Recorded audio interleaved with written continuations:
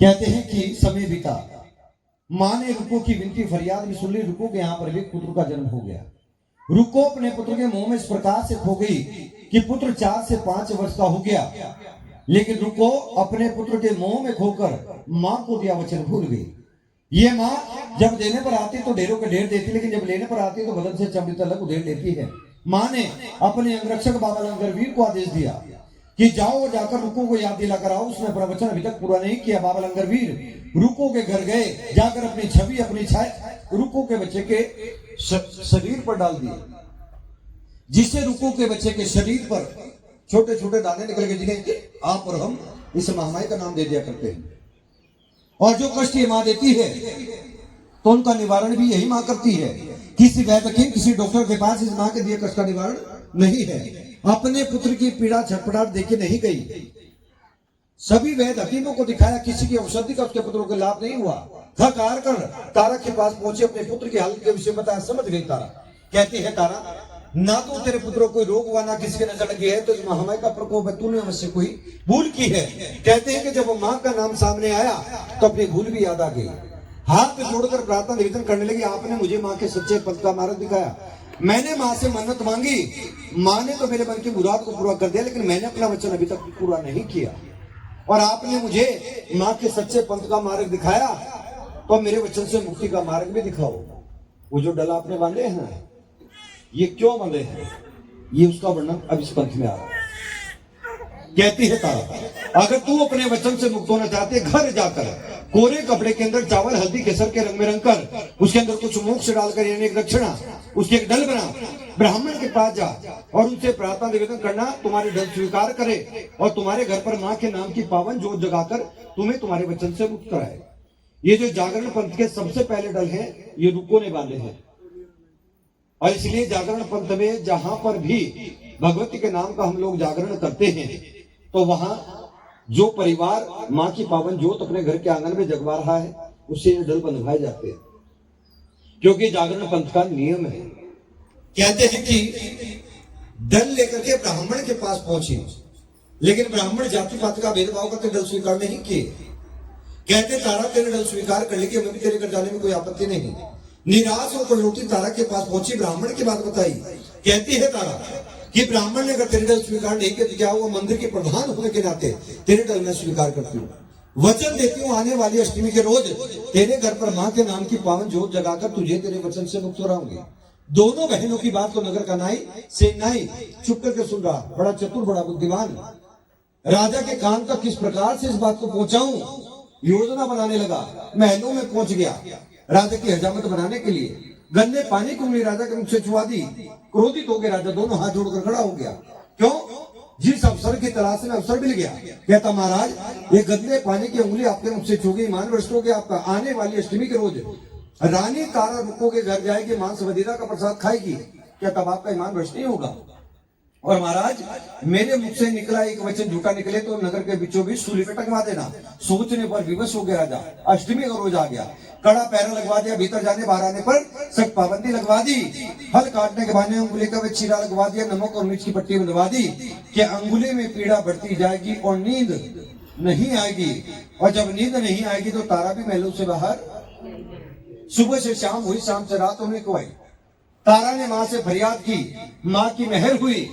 महल की पिछली ओर की खिड़की रोशनदान हवा के झोंके से खुल गया। ठंडी हवा का झोंका राजन के मुख पर लगने लगा, गहरी निद्रा आ गई।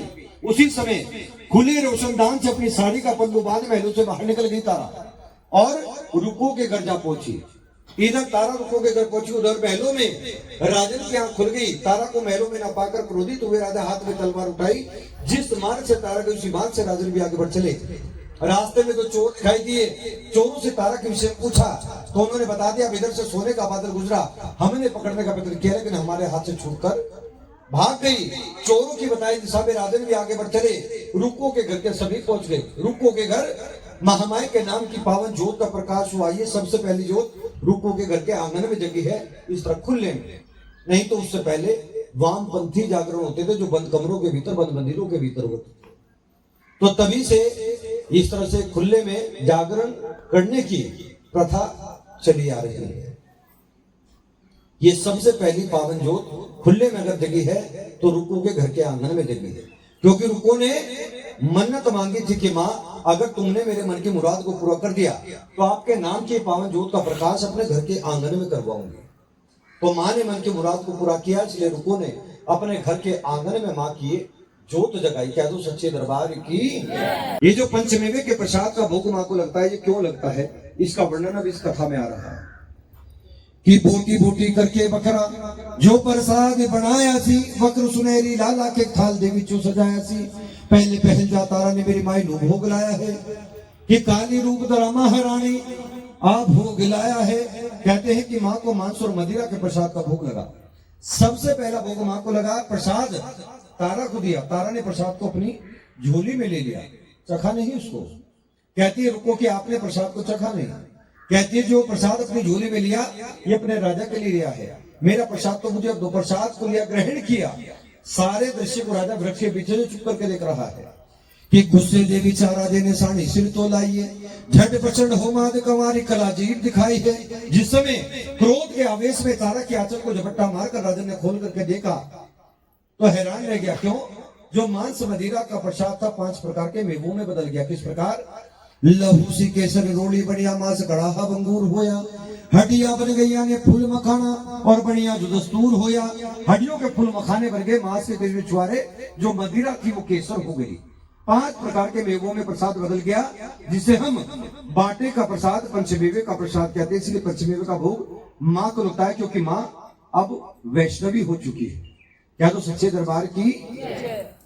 देख करके हैरान हुआ राजा, कहता तारा मैंने अपनी आंख से तुझे मांस मदिरा का प्रसाद ग्रहण करते देखा है, तूने अपने जादू से प्रसाद का स्वरूप बदला है। कहती महाराज जो कुछ है मेरी माँ का पंथ की झूठ बोलती है। अगर यही तेरी माँ का पंथ है तो आज इस पंथ को मैं भी देखना चाहता हूँ। मुझे भी दिखा कि मांस मदिरा का प्रसाद पंचमी में कैसे बदल गया। कहती महाराज जो वचन मांगू वचनों को पूरा करना होगा। कि मांग ले वचन कि संसार में जो वस्तु सबसे प्यारी है, जिसका सबसे अधिक मोह, माँ के चरणों में भेंट स्वरूप चढ़ा दो। राजा को राजा का घोड़ा और बेटा ये दुनिया में सबसे अधिक प्यारे थे, लेकिन मोह अपने पुत्र का। कहते हैं कि अपनी संतान की रक्षा करते हुए घोड़े के शीश को थाल में सजा करके ले आए। ले तारा मैंने अपना वचन पूरा कर दिया। कहती है तारा कि राजन बेजुबान घोड़े के शीश को तुम काट करके ले आए, अरे अगर शीश लेकर आना जाकर अपने बेटे का लेकर के आ। हट में अंधा हुआ राजा महलों में पहुंच गया। बेटे को आवाज लगाई, पिता की पुकार को सुनकर दौड़ता चला। बुलाने का कारण पूछा तो कारण बता दिया।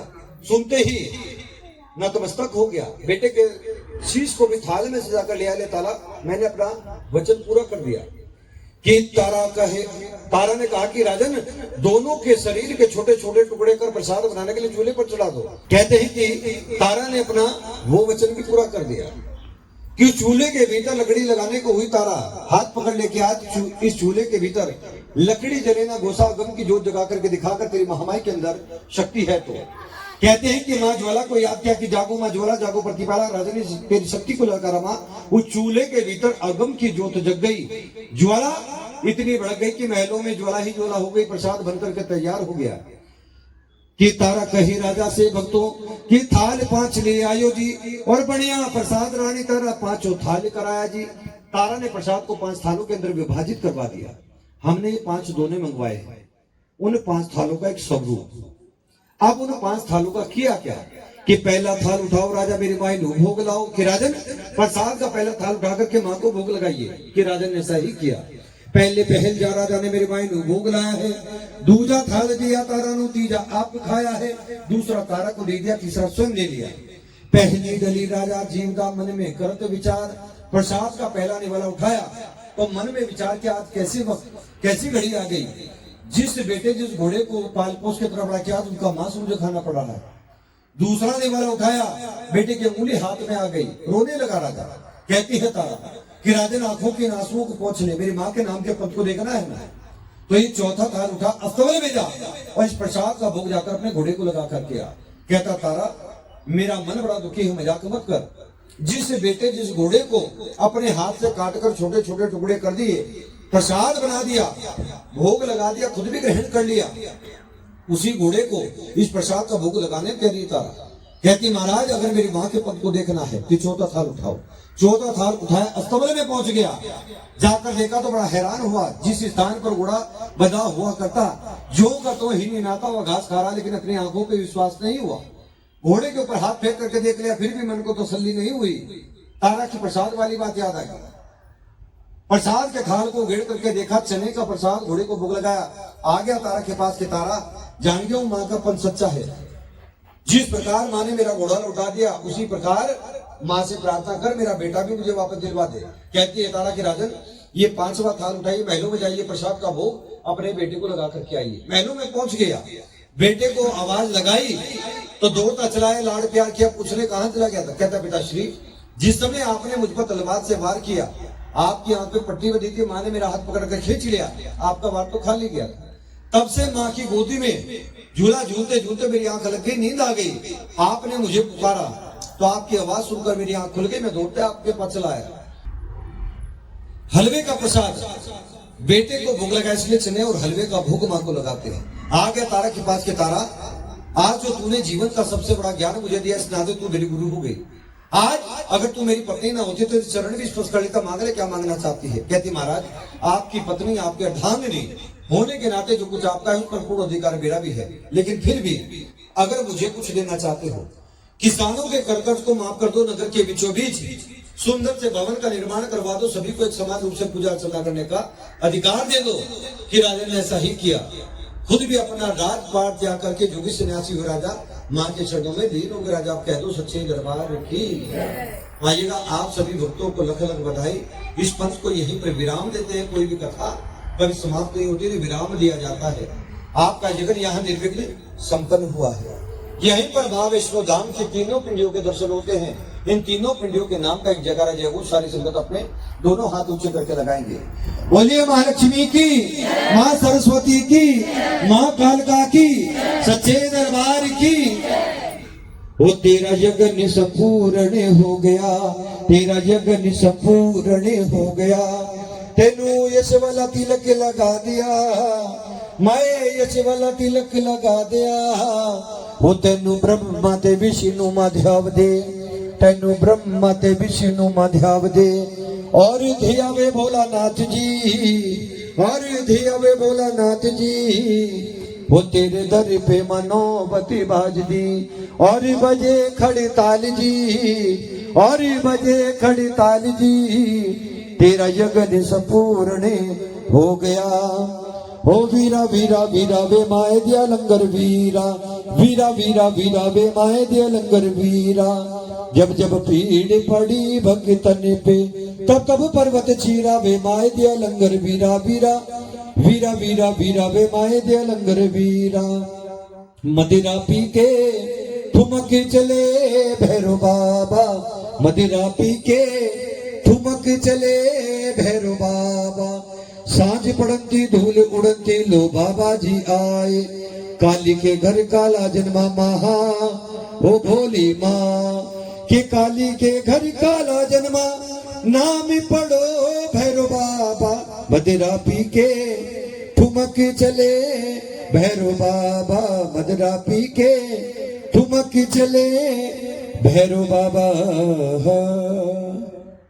एक बार कह दो सच्चे दरबार की, सच्चे दरबार की।